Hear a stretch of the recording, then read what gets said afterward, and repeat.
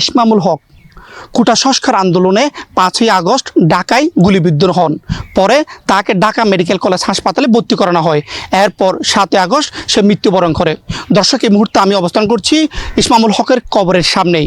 এই মুহূর্তে আমরা কথা বলবো এখানে যারা জিয়ারত করতে এসেছেন বাংলাদেশ জামাত ইসলামীর নেতৃবৃন্দদের সাথে। আজকে আমরা বাংলাদেশ জামাত ইসলামীর পক্ষ থেকে বিশেষ করে ডক্টর শফিকুর রহমান ভাইয়ের নির্দেশে ইসমাম সহ সারা বাংলাদেশের শহীদদের সাথে আজকে সাক্ষাৎ করতেছেন আমাদের বিভিন্ন শাখার নেতৃবৃন্দ, জামাত নেতৃবৃন্দ। আসলে দেখেন, ইসমাম অত্যন্ত ছোটকালে এতিম ছিল এবং সেই লোহাগাড়াতে ছোট্ট একটা চাকরি জীবন শুরু করেছিল। তার বয়স তখন মাত্র 13 বছর বয়স।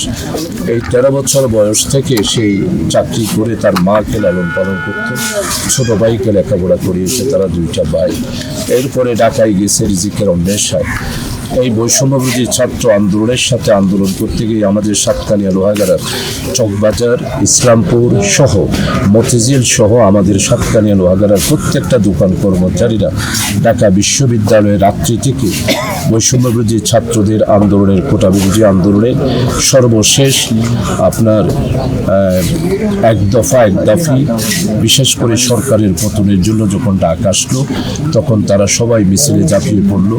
এই গণমিছিলের উপর হাসিনার নির্দেশে স্বৈরাচারী পতিত ফ্যাসিস্টদের সেই নির্দেশে গুলি চালানো হয়। আমার ভাই একটা ম্যানহুডের ভিতরে সবাই ঢুকে গেছে, সে ঢুকতেছে, সেই অবস্থায় তার উপরে গুলিবিদ্ধ করে আহত হয়েছে প্রায় অনেকেই এবং শেষ পর্যন্ত শাহাদাত বরণ করেছে আমার ছোট্ট ভাই।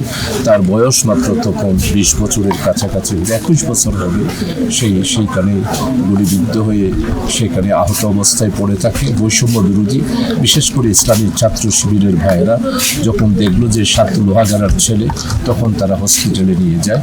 হসপিটালে নিয়ে যাওয়ার পরেই সেখানে 2 দিন পরেই শাহাদাত বরণ, 3 দিন পরে শাহাদাত বরণ করে এরপরে আমার কাছে টেলিফোন করে আমি ঢাকা কেন্দ্রীয় কাছে আমাদের ছেলে হিসেবে তাকে সার্টিফাইড করি।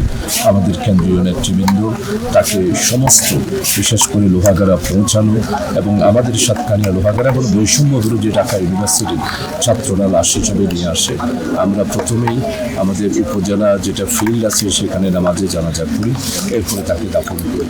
এর পরবর্তী পর্যায়ে আমাদের আমির জামাত তার মাকে দেখার জন্য এসেছিলেন।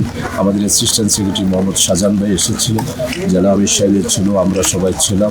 তো আজকে আমাদের দাবি আর কিছুই নেই, শুধু একটা দাবি যে আমাদের বৈষম্যবিরোধী ছাত্র আন্দোলনের ঘোষণাপত্র যেটাকে বলা হচ্ছে, সেই জুলাই ঘোষণাপত্র, আমরা সেটার দাবি করছি।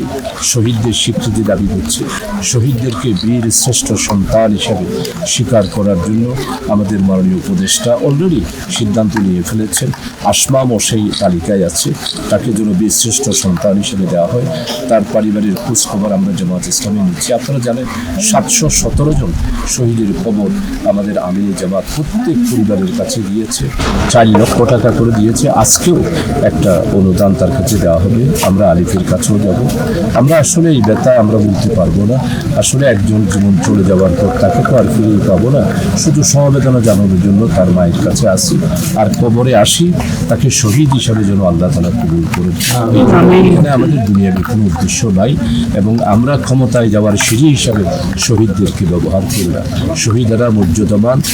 আল্লাহ তাআলা শহীদ হিসাবে ওয়ালা তাকুলু লিমান ইয়াকতালু ফি সাবিলিল্লাহি আমওয়াত বাল আহইয়াউ ওয়ালাকিন লা তাশউরুন, এই আয়াতের মিস্তাক আমরা তাদের কাছে আসি। আমরা ক্ষমতায় যেতে চাই না, ক্ষমতায় ইসলামকে প্রতিষ্ঠিত করতে চাই। আমাদের শহীদ ইসমাম উনি ঢাকাতে আহত হয়েছিল। আহত হওয়ার 3 দিন পরে উনি শাহাদাত বরণ করেছে। এখানে ওনার বাড়িটা হলো লোহাগাড়া উপজেলা, আমাদের লোহাগাড়া ইউনিয়নে। তো আলহামদুলিল্লাহ ইতিমধ্যে বাংলাদেশ সরকারের পক্ষ থেকে এবং বাংলাদেশ জামাত ইসলামীর পক্ষ থেকে আমরা শহীদ ইসমামের যেই বাড়িটা ছিল ওটা খুবই ভঙ্গুর ছিল, এই বাড়িটা করে দেওয়ার জন্য আমাদের সম্মানিত ডিসি মহোদয় সহ লোহাগাড়া উপজেলার ইউনু সাহেব সহ আমরা আল্লাহর মেহনতে বাকিটা এখন পাকা হয়ে গেছে, ইনশাল্লাহ ছাদ জমে গেছে। বাকি কাজগুলো ইনশাল্লাহ সবাই মিলে আমরা সম্পন্ন করার জন্য প্রচেষ্টা আছি এবং শহীদ ইসমামের বাড়ি যাওয়ার যে রাস্তাটা আছে আল্লাহর মেহনতে সেটাও এখন সম্পন্নের পথে। বাকি যে কাজগুলো আছে ইনশাল্লাহ আমরা সেগুলো সম্পন্ন করার প্রচেষ্টায় আছি আল্লাহর মেহনতে।